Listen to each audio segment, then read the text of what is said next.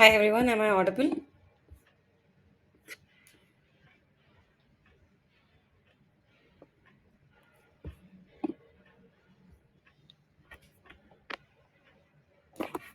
Yes, ma'am. Okay, so let's start with today's tutorial. So, hi everyone, today is the seventh week tutorial for Animal Physiology, a course offered by Professor Manik Das. I am Geetika Agarwal. I am a PhD scholar at the Center for Ecological Sciences in ISC Bangalore. Let's keep this an interactive session, and if you guys have any doubts or anything you want to ask me, you can stop me in between. And okay, let's continue. So, what was covered during this week mostly included about these major diseases and injuries that happen related to the nervous system, including the Alzheimer's disease, Parkinson's disease, amyotrophic lateral sclerosis, any spinal cord injuries, and then, Um, yeah, Ma'am, I have a doubt on muscle. okay, So in the cell, there is F actin and G actin. So uh, and in muscle, there are actin filaments. So those actin filaments and uh, cells which have F actin and G actin, hmm. does those are same or different? So basically, the actin filament is made up of different molecules, and these F actin, G actin, both of these molecules they make the actin filament. And along with them there is troponin and tropomyosin. So these two are different molecules, F actin and G actin, but they both are present in the actin filament. Okay, ma'am. Okay. So as I was saying, and the last thing that was covered was the glial cells and what is their function. So moving on to Alzheimer's disease. So can you guys tell me what is Alzheimer's disease and what are some symptoms that happen during Alzheimer's?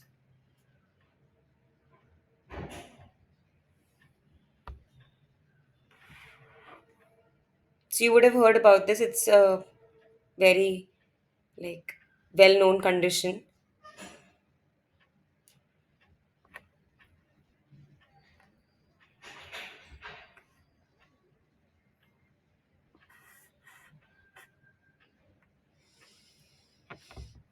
Anyone? Can you take a guess on what is Alzheimer's or what do you think is Alzheimer's? You would have heard this term, I'm sure you would have come across it.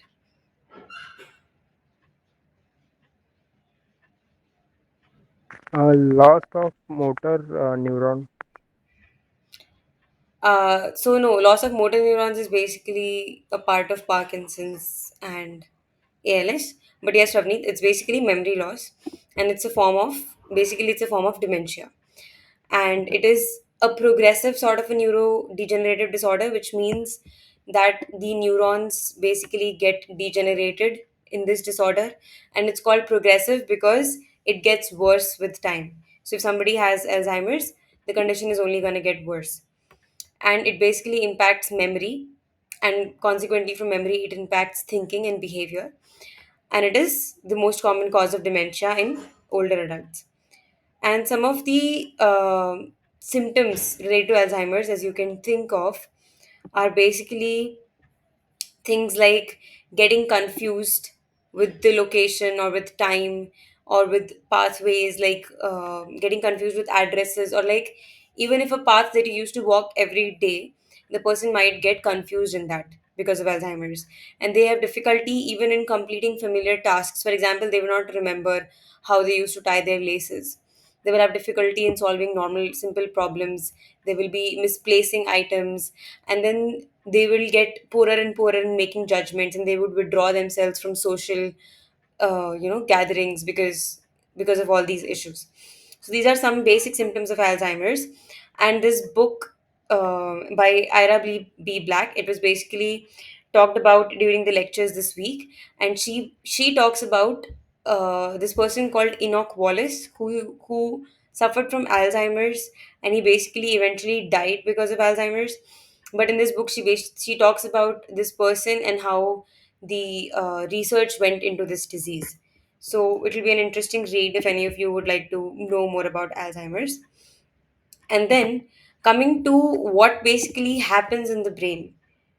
So can you guys tell me what happens in the brain during Alzheimer's? Where are these neurons that are getting affected? How are these neurons getting affected? So what is happening?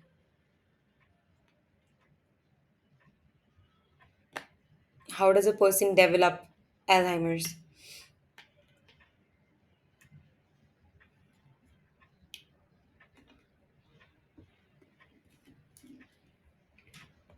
Loss of Schwann cells. Loss of Schwann cells. Okay. Anyone else?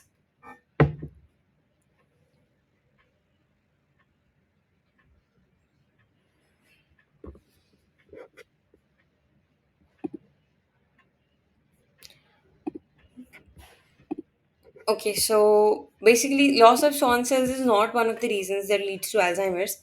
What basically happens is that there are these plaques and these tangles that form in the neurons, and these tangles they can be seen through an MRI or through these scans, and the neurologist can actually tell a person that they are suffering from Alzheimer's or something like that. And what basically happens because of these tangles or because of these plaques is that the transport of neurotransmitters through these axon terminals this gets hampered, and neurotransmitters they basically are unable to get transported from the cell body towards the axon terminals.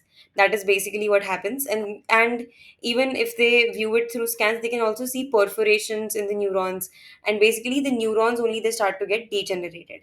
And when I was asking about where this happens, so mostly where this happens is in the hippocampus of the brain.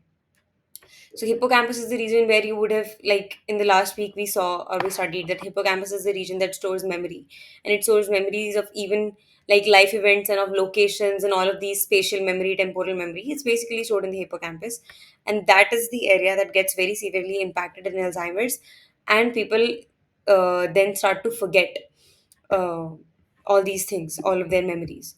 So basically, what happens in the brain is that these neurons they start to get degenerated. These pyramidal neurons that are found in the hippocampus, and eventually the hippocampus pathways, CA1, CA2, all these pathways they get affected by this. Neurotransmitters are not able to get transported properly. Eventually, the axons and the dendritic stems they start to degenerate, and you can also see these amyloid plaques and these tangles in the brain, which help in the diagnosis of the disease. So, moving on to what basically causes Alzheimer's disease. So, it's not really known what are the causes of these diseases. A lot of these neurodegenerative diseases, a lot of their causes are not exactly known by the neurologists, but some guesses that they make or some things that they find is that it could be because of genetics. There could be a family history of Alzheimer's, and that might be one of the reasons that a person is developing Alzheimer's. Could be because of environmental influences. So a person might have gotten exposed to some toxins of some sort that lead to an onset of Alzheimer's. Could be because of the lifestyle. If people are not being physically active as they progress in age, as they get older, if they're not being physically active, if their diet is not good, if they're not very engaged with other people, or they're not using their brain as often, if they're not engaging their brain into more stimulating activities, that might lead to Alzheimer's in some people.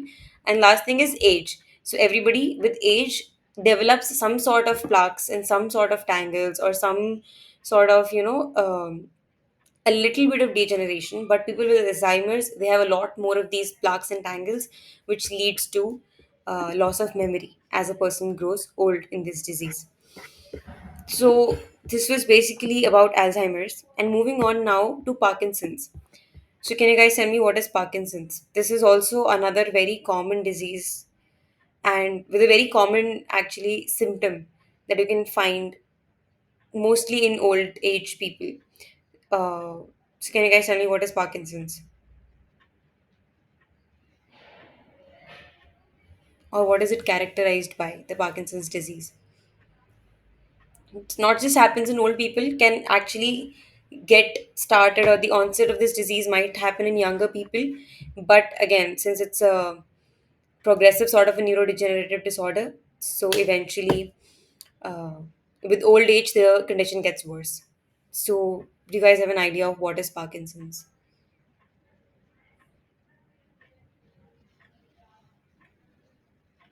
Yeah, it is a movement related disorder. But okay, there's a very common symptom related with Parkinson's. So, can you guys guess that symptom? Okay.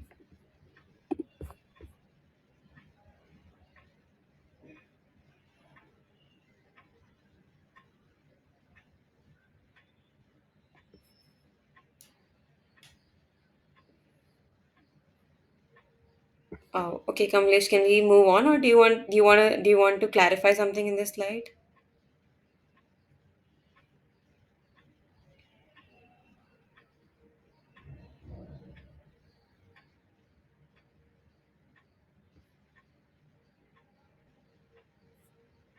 Okay. So, anyone, do you know about a very common symptom that is seen in Parkinson's?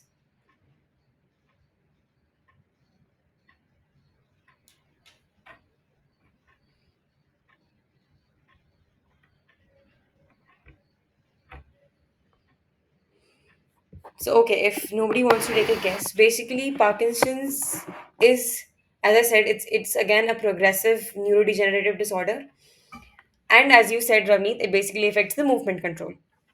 And how it is different from AD is that it affects a location in the brain that controls movement, the motor cortex, and in the motor cortex, it affects the area called substantia nigra. And Parkinson's disease, it is characterized by a very gradual decline in movement function, and it is chronic. And as I said, it gets worse over time, and it impacts the daily activities of an individual and the quality of life. And a common symptom that I was asking for is basically the tremor. You would observe that people with Parkinson's mostly have a tremor, and so you can see that that is one of the very major symptoms of Parkinson's, that they have these tremors that are not under their control, and they don't have they have a postural instability, and they also have a slow movement, or they have difficulty in initiating movements, which is also called bradykinesia, and they have a rigidity in their body, so they are not very flexible, or they cannot do tasks very easily. So these are some of the symptoms of Parkinson's and a brief description of the disease. And moving on to how it basically happens. So you might already know that brain has all of these zones: frontal lobe, temporal lobe, all of these, and motor cortex here, which is highlighted in purple. So this is basically what is responsible for processing of information, and then it plans and controls how we are moving our body, and the voluntary movements of the body, they basically get executed because of the signals that come from the motor cortex. So within this motor cortex is this or connected to this motor cortex is basically this zone called substantia nigra. And the substantia nigra, the neurons in this area, they basically have their cell body in the substantia nigra, and their projections or their axons, they come out and they are connected to the neurons or the motor neurons in the ventral horn. So the neurons that are present in the motor cortex, that are called the upper motor neurons, and the neurons in the ventral horn are called the lower motor neurons. So the neurons from substantia nigra, they basically connect to the neurons in the ventral horn, and they then send signals down the motor pathway. So as you might already be aware, so from the new ventral horn, basically the signals go from the brain towards the periphery, and that is how we control our movements. So that is called the motor pathway because of that reason. And these basically are dopaminergic neurons, which means that dopamine is the neurotransmitter that is released by these neurons, and it is transmit that is how the signal gets transmitted to the further neurons. So what happens in the case of Parkinson's disease is that these neurons that are present in substantia nigra, they undergo degeneration, similar to what happened in Alzheimer's. They basically undergo degeneration, and the neurotransmitters are not able to move, or the molecular trafficking gets obstructed through the axonal terminal, and the information technically is then no longer relayed from the motor cortex to the neurons in the ventral horn. Okay. And as you can see in this image, basically in a healthy patient, there is a lot of this dopamine that is being released by the upper motor neuron, and a lot of this then gets taken up by the receptor neuron. But in a Parkinson's patient, this dopamine that is being released by the transmitter neuron is very less because this molecular trafficking has been obstructed in Parkinson's. Again, because of similar things that happen in Alzheimer's, there might be these blockage of these molecular traffic because of the formation of various things in the axonal terminal. Okay, so that is what leads to Parkinson's, technically. And one of the therapies that happens, as you might have guessed from here, the so from this slide you can see that the cause of Parkinson's is basically the lack of dopamine in this area. Why, how dopamine is not getting released from the transmitting neuron to the receptor one. And to treat this, one of the things that a doctor can do is technically increase the amount of dopamine that is present in this area. The increase the amount of dopamine that is released from the substantia nigra cells, so that is present in this zone. So what is L-DOPA therapy is? So L-DOPA is basically also called levodopa. It's a precursor of dopamine. So as you can see in this image, there is this blood-brain barrier that you might be aware of. And this blood-brain barrier, on one side there is blood, and on the other side there is basically the cerebrospinal fluid, and blood cannot cross that barrier. So similarly, dopamine, some of the molecules they cannot cross this barrier, the blood-brain barrier. So dopamine cannot cross this barrier. So you cannot give a patient directly dopamine or like inject it into their bloodstream. It will not help. So what doctors do is they give them L-DOPA or levodopa, which is a precursor of dopamine, and it can cross the blood-brain barrier. That is why it is important. And when it reaches the brain or the central nervous system, it then gets converted into dopamine, and this helps to replenish the levels of dopamine that had already decreased in a patient with Parkinson's. If you give them L-DOPA, then these levels of dopamine they rise, and the Parkinson's is sort of treated to some level. And another important thing to keep in mind is that L-DOPA is mostly combined with another drug which is called carbidopa. And this carbidopa it inhibits the enzymes that break down L-DOPA in the bloodstream. So L-DOPA can also get converted to dopamine within the bloodstream, but that is not going to help us because dopamine, as I said, cannot cross the blood-brain barrier. So we want the L-DOPA to stay as the precursor levodopa till it crosses the blood-brain barrier, and after it crosses, then it can get broken down to dopamine. So that is why this drug is combined with carbidopa, which blocks the enzyme that breaks down L-DOPA in the bloodstream and ensures that it reaches the brain. So this is a little bit about L-DOPA therapy and how this happens. Here I've put in a video link which you can look at to get to know a little better about how L-DOPA therapy works. Okay. So moving on. So this was all about Parkinson's. Here we discussed how what is Parkinson's, what are the major symptoms of Parkinson's, how it is caused, where are these neurons present that get affected in Parkinson's, and what is a one of the treatments that is there. Mostly all these neurodegenerative disorders do not really have much treatments, and what basically happens is that patients get admitted to a hospital or to a care house, nursing house, and they are basically taken care of by nurses. There are not much um, treatments for these things because of various amounts of difficulties or complications that are involved with treating something that is related to the brain. So that is why there are not many therapies for these disorders. So next one is basically amyotrophic lateral sclerosis, or also called ALS. So have you guys heard of this before, or do you know what this means? Again, this is also a movement related disorder, but the zone that it affects is different from what Parkinson's affected. So, have you guys ever heard of amyotrophic lateral sclerosis before? Or do you know where it affects a human, or what part of the body does it affect?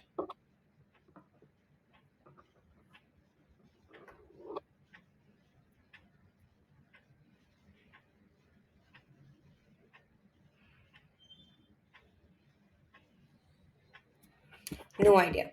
Okay. So, basically, what amyotrophic lateral sclerosis is it's again as before, as the previous two, AD and PD, same like that, ALS is also a progressive neurodegenerative disorder, which means that it gets worse with age. As I said, it's a movement related disorder, so it also affects the motor neurons, which leads to the weakness of muscles and atrophy, which means that these muscles they start to die off, or they, since they're not getting used, they start to atrophy. And the causes of these are again unknown. Some of them are caused because of genetic factors, for example, mutation of genes like SOD1, and some of these might have some environmental factors, but again, the causes of these are not very well understood. And some of the symptoms are that these muscles they get weak, they start to cramp, there is some twitching, muscles are stiff, the speech gets challenged, people are not able to speak very clearly, they have trouble swallowing, they might experience drooling, and there is always a fatigue, and there is involuntary expressions of emotions. And a famous person that has this condition is was uh, Stephen Hawking. As you might have known, or as you might know about Stephen Hawking, he was mostly seen uh, in his chair, in his wheelchair. So he also suffered from ALS, and that is what happened to a person in ALS. Is basically all of their muscles they get weak and they atrophy. They no longer function, and it's again a progressive disorder. And there are not very many cures that we have of this disorder. So coming to SOD1, so there are three major antioxidant enzymes that are present in the human body. One is SOD, which is superoxide dismutase. One is CAT, which is catalase, and one is GPX, glutathione peroxidase. So what all of these do is that we mostly, as you might be aware, we live in an environment which is very oxygenated. So our surroundings they're rich in oxygen. So we live in an oxygenated environment, and this leads to production of some free radicals like peroxides and superoxides, which might harm our body, which might lead to oxidation of certain molecules that we don't really want. And that is why we have these antioxidants that act on these peroxides and superoxides, and they uh, deactivate these molecules. So one of these is SOD, and the SOD gene, if it gets mutated, that might lead to the death of the population of motor neurons. So that is why one of the causes of ALS is genetic, which might be because of mutation of the SOD gene. So how ALS gets developed in the body.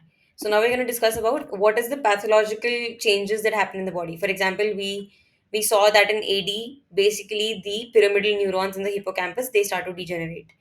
In Parkinson's, the motor neurons in the substantia nigra start to degenerate.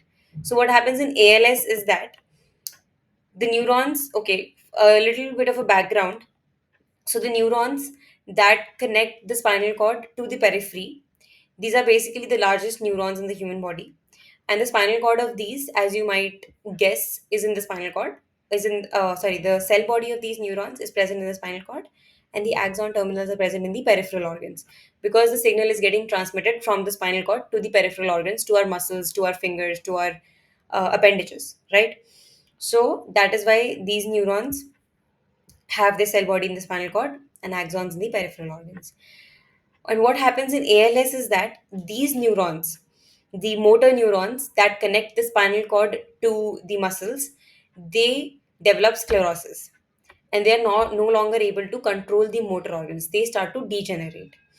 And the changes that happen here are again similar to AD and PD as we discussed, and the molecular trafficking in the axon is getting compromised here again. So you can see here in this image a person who is healthy and does not have ALS. The neuron is normal and it connects the axonal terminal branching is proper and it connects the spinal cord to the muscle here.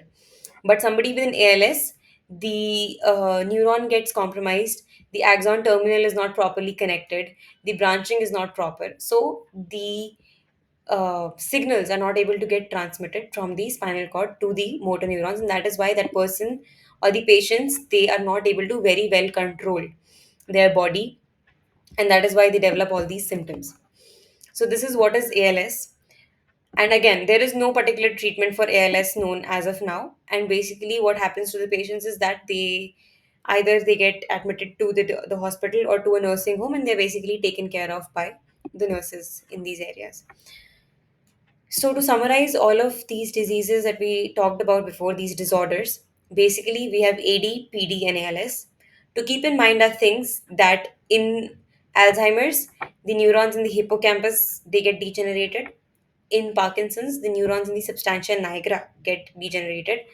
And in the ALS, the neurons in the ventral horn of the spinal cord that basically connect the spinal cord to the muscles, these motor neurons, they get degenerated.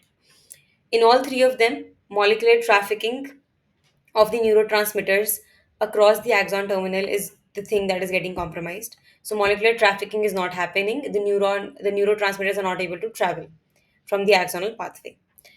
Another thing, these are all slow degenerative diseases, and we do not have proper cures of any of these as of now. And they are all progressive disorders, they get worse with age. They are all spatially constrained, which means that the cause, for example, if somebody has AD and the neurons are getting degenerated in hippocampus, does not mean that this thing is going to get spread throughout the brain, or then that person is also going to develop PD, and because the neurons in the hippocampus got degenerated, neurons in other areas are going to get degenerated. That is not what happens.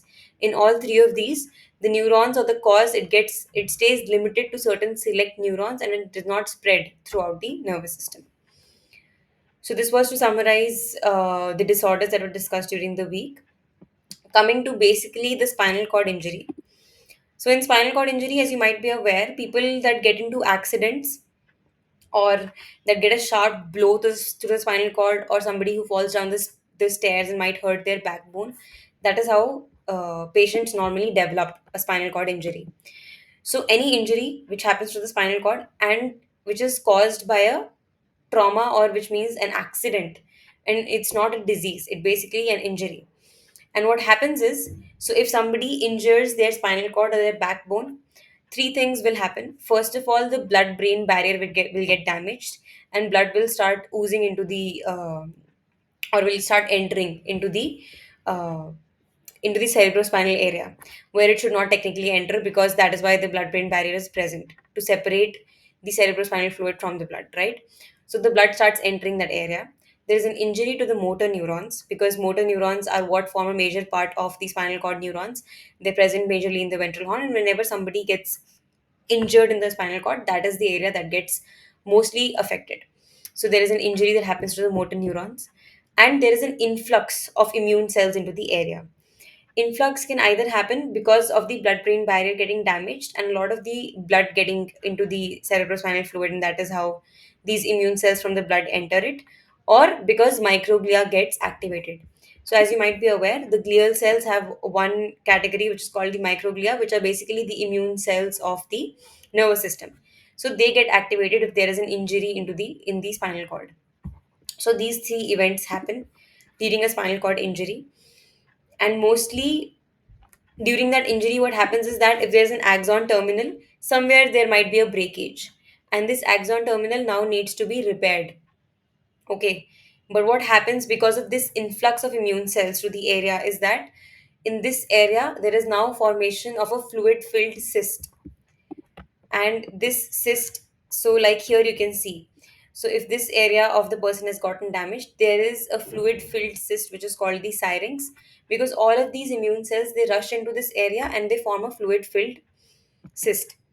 So the neuronal axon, it gets damaged, and the terminals, they need to be reconnected, but they do not get reconnected because where that was supposed to happen, now we have this cyst there.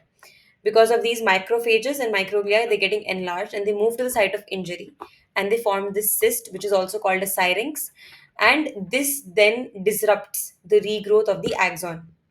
So the axon cannot regrow, and this is basically what leads to a lot of pain if a person goes through a spinal cord injury. And this cyst, it presses against the central canal, and it leads to other issues, such as the person are not able to control their urinary bladder, so they're not able to retain, and they lose sensation, and there are decreased reflexes in that area. It can affect the gastrointestinal system, can lead to formation of ulcers, can lead to lower amount of control over the bowel movements, and it can also cause problems in thermoregulation, because such people are not able to respond to things, like they're not able to shiver properly, then heat is not generated in their body. So this leads to loss of thermoregulation. So what are the basic treatments that doctors have been doing so far in this are, so since we saw that there is formation of this fluid is getting retained in that area.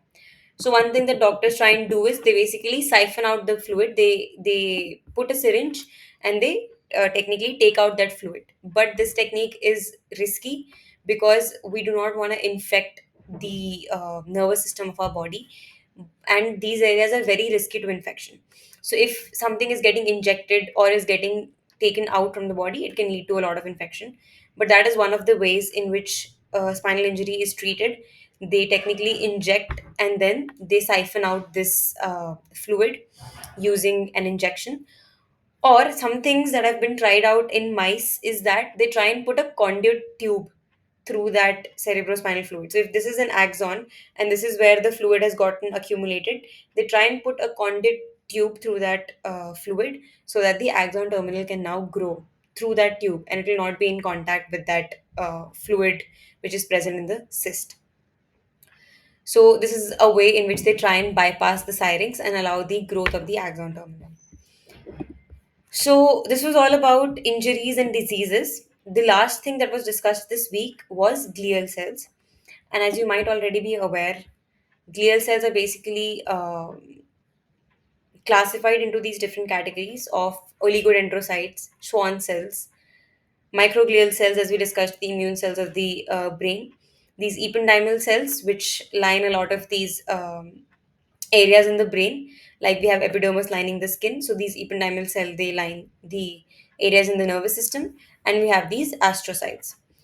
So now can you guys tell me what are astrocytes and what are the different functions or what are the major roles that they play in the nervous system? This you might all be aware of. So can you guys tell me what are astrocytes and what are the roles that they play?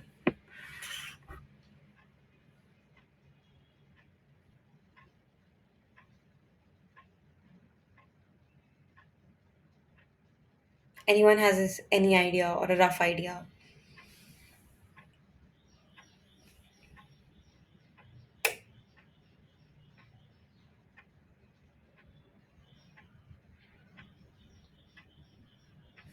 Nobody? Homeostasis, yes, they are responsible for maintaining the homeostasis in the brain, which is basically the ionic balance in and out of neurons. Anything else?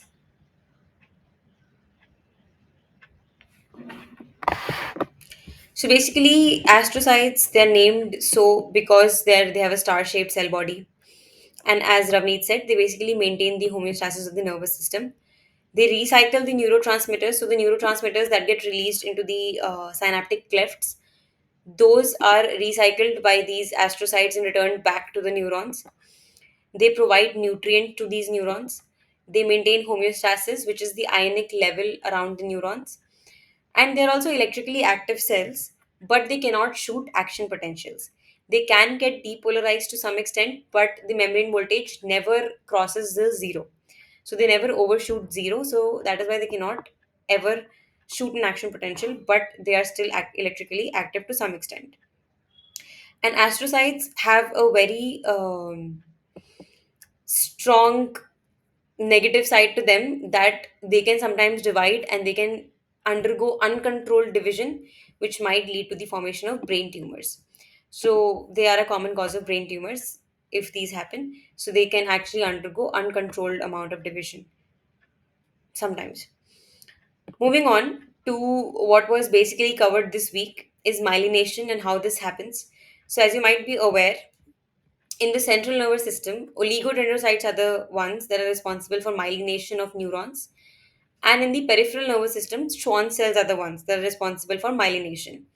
And Schwann cells, as you can see, one Schwann cells can basically myelinate one axonal terminal.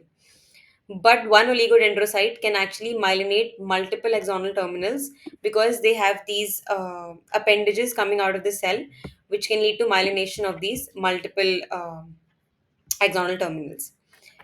And the areas that are present in between from where the axon get the action potential gets transmitted, the unmyelinated zones, these are called the nodes of Ranvier. Okay. So, as I said, Schwann cells, oligodendrocytes, they found myelination in the peripheral and central nervous system, respectively. What happens in the absence of myelination is that the signal transmission happening in neurons, it can get affected by the signal transmission happening in adjacent neurons. So, as you might be aware, the neurons are packed pretty close together, and they're mostly like in the hippocampus, they're present in a layered fashion. So, they're present in an overlapping manner. So if there is no myelination, so the action potential getting transferred in one neuron, it might affect the action potential getting transferred in another neuron because there is no insulation between these two. So this might lead to a sort of a short circuit, or it might cause an obstruction of the signal transmission, which might lead to a loss of information. Sometimes this is helpful, for example, in transmission of pain. So most of the pain neurons are unmyelinated because you would want these to get dampened. You do not want to get a very strong pain signal. So a lot of these pain neurons are unmyelinated, but they also have their disadvantages in the sense that there is a loss of signal. Signal is not getting transmitted properly because it is getting affected or dampened by the other neurons in the vicinity, and it compromises the efficiency with which the information is being transmitted, and it lowers the speed with which the information is getting transmitted. So if you have myelinated neurons, the speed with which information is getting transmitted is pretty high as compared to unmyelinated neurons. So this is why myelination is important in the neuronal cells, and Schwann cells and oligodendrocytes are responsible for these. Schwann cells are present in the peripheral nervous system. Oligodendrocytes are present in the central nervous system. Oligodendrocyte can lead to myelination of multiple axon terminals, but one Schwann cell can myelinate only one axon terminal. So, how this myelination is happening, or what is the process of this myelination? Coming to the theory of it, so basically, when axons are getting formed in the womb of a mother, or in an embryo, basically in an embryo, when axons are getting formed, Schwann cells, they start and they begin to migrate to the site of myelination, and they align themselves above and below the axon. Okay. And what happens is that they start dividing, and when they start dividing, they wrap the axon completely. For example, this is an axon terminal, so a lot of the Schwann cells, they line themselves and they wrap the axon terminal completely when they're dividing, and all of these dividing cells, they get merged together, and they secrete a protein which is called the myelin basic protein. So the Schwann cells, along with the myelin basic protein, this is what forms the uh, myelination, or the insulated coating in when it comes to Schwann cells.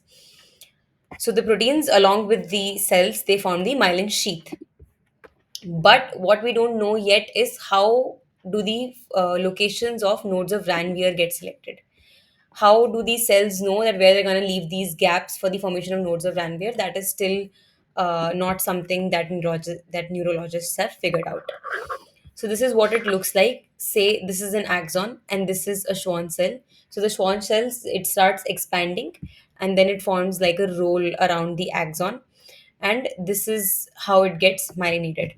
And when it comes to oligodendrocytes, basically these oligodendrocytes, these come and they have this appendage here, and they start wrapping the axonal terminal with this extension, and that is how they form these different myelinations around the axon terminals. So this is all about myelination. So now we're coming to the Q&A session of today. So basically I have some MCQs for you guys to answer. This will help you with your exams and with knowing a little bit better about uh, this week's lectures. So the first one, what happens to neurons in Alzheimer's disease? Do the cell bodies get larger? Do the cell bodies start to die off first? Are the processes becoming demyelinated, but they're still alive and the cell bodies die off? Or do the processes start to die off? So, what happens to neurons in Alzheimer's disease?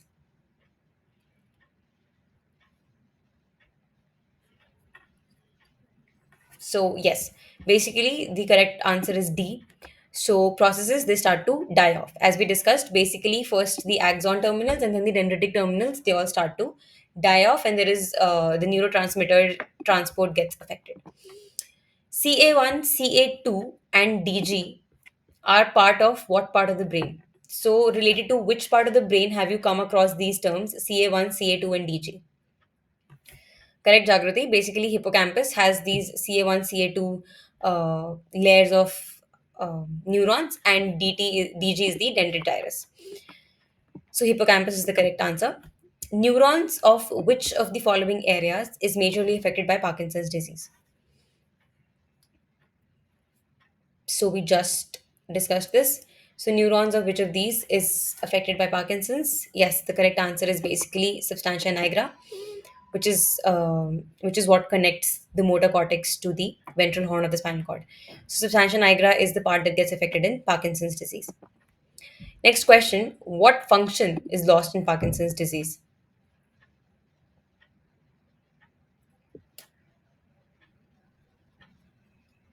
So correct, as we discussed earlier, it's the motor activity that gets hampered or that gets compromised in the Parkinson's disease. Which part of the brain is majorly affected in the Alzheimer's disease? So which part of the brain gets affected by Alzheimer's?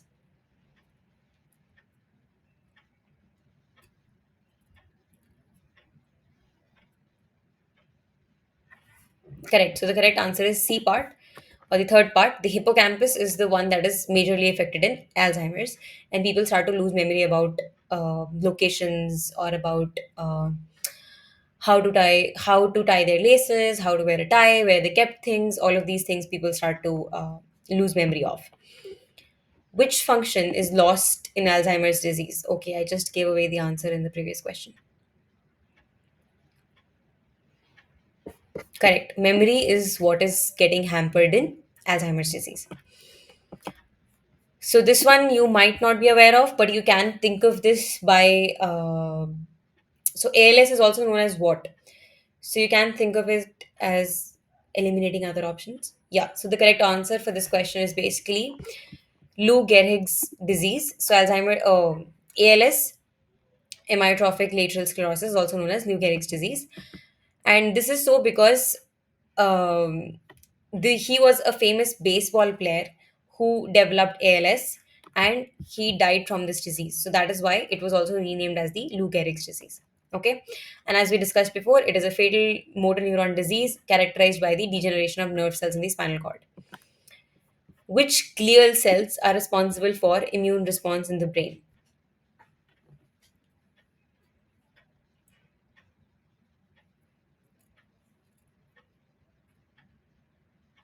So which of these glial cells is responsible for immune responses? So correct. We discussed this before. Basically, microglia is what is responsible for immune responses in the brain. Which of the following is not a neurotransmitter?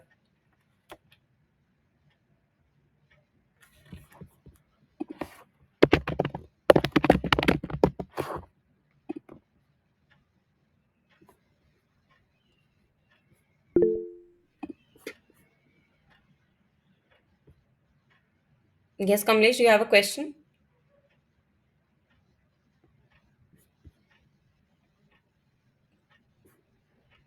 Okay.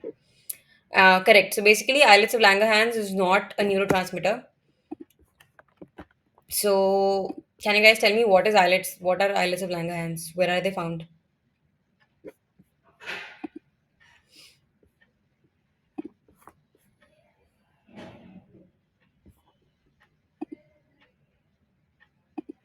Pancreas. Correct.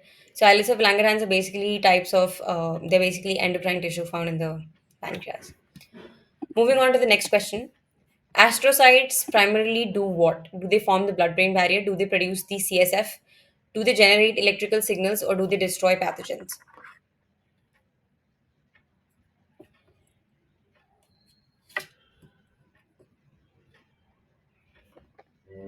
So, out of these four functions, yeah. So, astrocytes primarily form the blood brain barrier.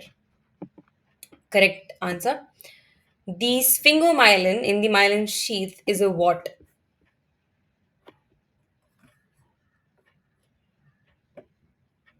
Is it a carbohydrate? Is it a protein, vitamin, or a lipid? Yes. So the correct answer is a sphingomyelin in the myelin sheath is basically a lipid molecule. Schwann cells are part of dash. So by now you should be well aware of this answer. Schwann cells are part of what? PNS, correct. So the Schwann cells are a part of the peripheral nervous system. They form the myelination of the neuronal cells in the peripheral nervous system. Which neurotransmitter is most depleted in the Alzheimer's disease?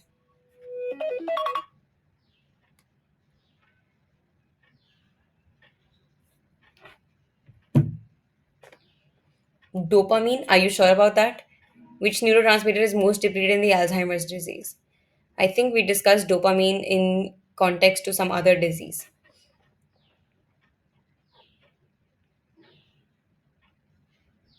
So the answer to this question is actually acetylcholine. Acetylcholine is the neurotransmitter that gets affected in Alzheimer's disease. It's not dopamine. Reduced levels of dash in the brain was seen to cause Parkinson's disease. Now you will get your answer. So, reduced levels of which of these in the brain causes Parkinson's disease?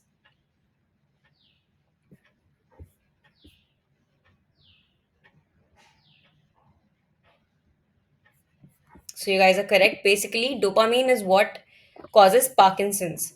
And we discussed that L-DOPA therapy is given for a Parkinson's disease patient and all that. It is not what leads to the Alzheimer's disease. Which type of glial cells form myelin in the central nervous system? Pretty simple question.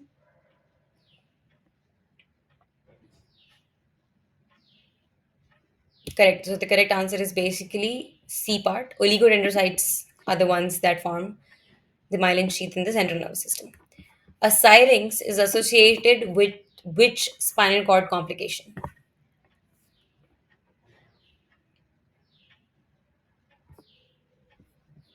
Correct. So it's basically a fluid-filled cyst that's found in the spinal that gets formed in the spinal cord because of injury. Primary cause of post-injury spinal cord damage is what? Is it because of blood clotting? Is it because of an oxidative stress? Is it an immune response and inflammation? Or because of some bone fragments? So, what is the primary cause of post injury spinal cord damage?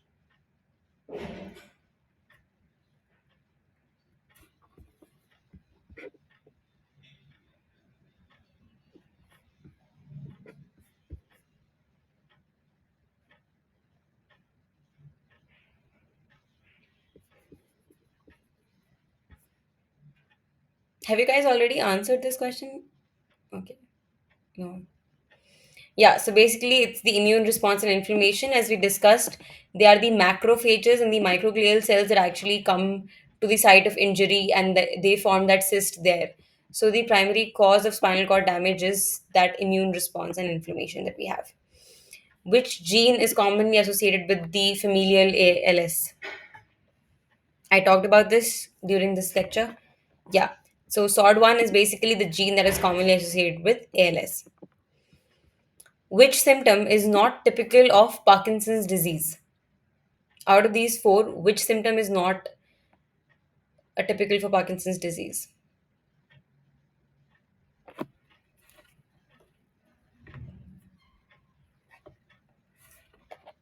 Yeah, so the correct answer is memory loss. That is what we see in Alzheimer's and dementia. In Parkinson's, we do see tremors, bradykinesia, and muscle rigidity. So, which of the following is a hallmark of ALS? So, this should be pretty easy now, given that we've answered the previous question.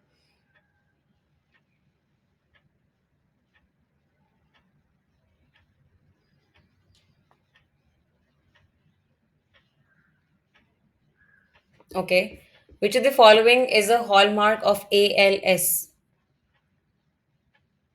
I'm not talking about Alzheimer's here. This is amyotrophic lateral sclerosis. So, which of this happens in ALS?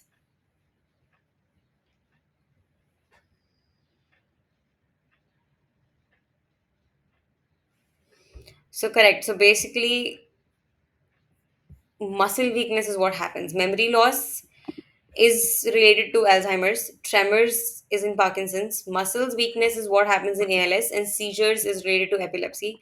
That is entirely different from all of these.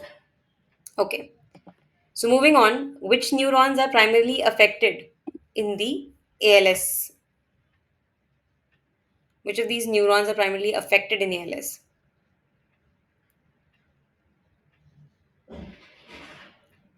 Are these sensory neurons, motor neurons, interneurons, or glial cells?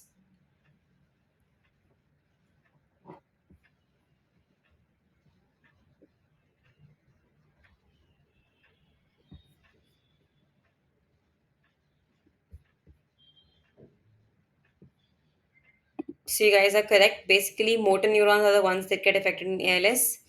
As we already looked at this, basically motor neurons that connect the ventral horn to the muscles are the ones that get degenerated in ALS. L-DOPA is commonly used to treat Parkinson's disease. Why?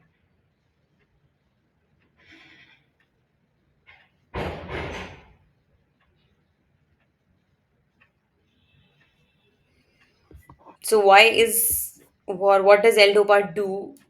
How does it help in the treatment of Parkinson's disease? Correct. So basically, the answer to this is it increases the production of dopamine in the brain because L-DOPA gets converted into dopamine. So thank you guys. These were all the questions I had for today. If any of you have any doubts, you can ask me, or otherwise, if everything is clear, you can go ahead and leave this meeting. If somebody has any doubts, I'm here. You can ask me your questions or doubts if there's anything. Otherwise, thank you for joining.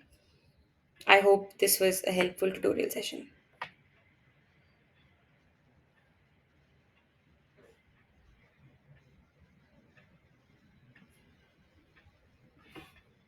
The gene related to ALS is basically SOD1. That is the gene that controls the production of SOD, the superoxide dismutase. So if that gets mutated, it leads to ALS. Okay.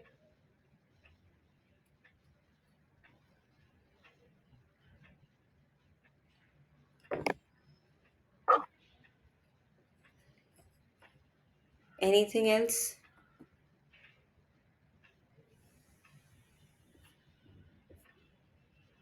Okay. If there are no other doubts, nothing. So I will end this meeting. Thank you guys for joining.